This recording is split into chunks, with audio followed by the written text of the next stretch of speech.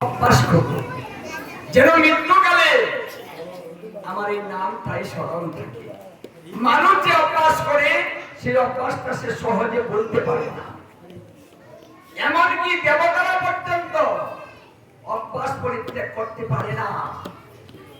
এই জন্য তো মহাপ্রভু এসে হরিনাম করার বিধান দিলেন। সব সময় তুমি জপ করো, মানে সদা সর্বদা করো, তাহলে অভ্যস্ত হয়ে যাবে। আর সেই অভ্যাসটা যদি আমরা ঘরে পড়ে যাই, চলতেও না পারি, দেখবেন সেই অভ্যাসের দ্বারাতে মুখে সদা সর্বদা হরিনাম বেরোবে।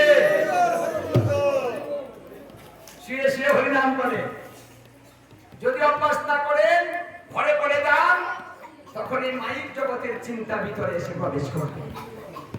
ওকে দেখতে চাইবেন আর ভালো মন্দ খাইতে চাইবেন। কি গো তুমি কি খাবা? বলেন কি খাবেন? বলে আমার রো মাছটা না যদি তো হেরি খাওয়াইতি।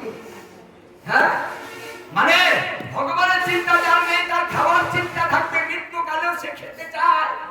এটা আমাদের স্বভাব, কারণ সারা জীবন খেয়েছি, খাওয়াটা বলতে পারছি না। হ্যাঁ, তাই মরে যাচ্ছি, খেতে পারি না, তারপরে বলছে পেটি যদি খাওয়াইতি। আমরা কি করি?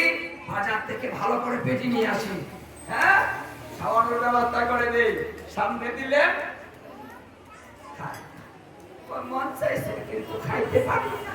হ্যাঁ, আমাদের মন যাবে একদিন, কিন্তু আমরা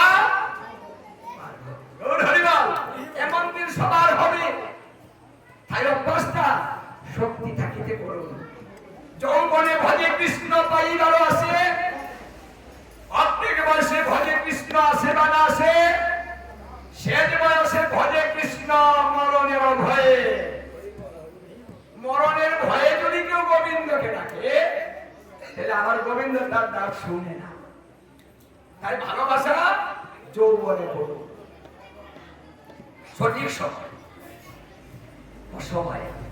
কারণ অসময়ে বন্ধুমতে না, সুসময়ে বন্ধুমতে অনেকেই হয়, অসময়ে হায় হায় কেউ কারো নাই। সেদিন কেউ কারো থাকে না, নিজের শক্তি নাই, দেখবেন আপনার সব অন্ধকার।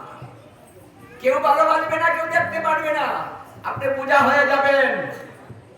পরে পরে একটা প্রায়শ্চিত্ত করে দেন, তাড়াতাড়ি মরে গেলে বাচ্চা হয়। হ্যাঁ, এতটুকু বার হবেন, আপনাকে দেখতে ইচ্ছে হবে না। এই তো সংসার, এখানে স্বার্থ ভিন্ন কিচ্ছু নেই, ভালোবাসার মূল্য এখানে নেই। তাই তো আমার গোবিন্দ বললে, এবার তোমরা আমার সাথী হতে পারো, সুযোগ করে দিলাম। তাই আসুন আমরা সবাই সাথী হয়ে যাই, সুযোগটা কাজে লাগিয়ে দেই।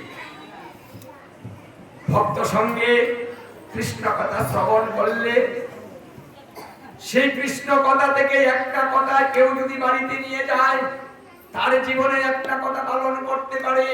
তাহলে যমরাজ পদ্ম পুরাণ উত্তরাখণ্ডে বললেন, হে যমদূতগণ, সেই ব্যক্তির কাছে তোমরা যেও না, তাকে সযত্নে পরিত্যাগ করিও। একটা কথা যে রেখেছে, শুদ্ধ ভক্তের মুখ থেকে ভগবত কথা শ্রবণ করে একটা দুটা কথা বাড়িতে নিয়ে যাবে। হরে কৃষ্ণ। সবাই ভালো থাকবেন, সুস্থ থাকবেন, নিরোগ থাকবেন। যারা আয়োজন করেছেন আর যারা শ্রবণ করছেন, সবারই ভাগ্য ভালো। 1 মাস ব্যাপী হাট বসিয়েছেন, এই হাট থেকে কিছু কিনে নিয়ে যান, এখানে বেচা কিনি হবে। এবার আমার গোবিন্দ সদায় হয়ে গেলেন, বাজারে উঠেছেন, হাটে উঠেছেন, বিক্রি হয়ে যাবেন। কে নিবে গোদার গোবিন্দকে? নিয়ে যাও, সস্তা হয়ে গেল গোবিন্দ, কিনতে পারেন। তাই আসুন, সুযোগটা যখন পেয়েছি, এবার কিনে নিয়ে বাড়ি যাই। যদি তাকে কিনে নিয়ে যেতে পারি, আমি অনন্ত কোটি ব্রহ্মাণ্ডের মালিক হয়ে যাব, কৃষ্ণ ধনের ধনী হয়ে যাব।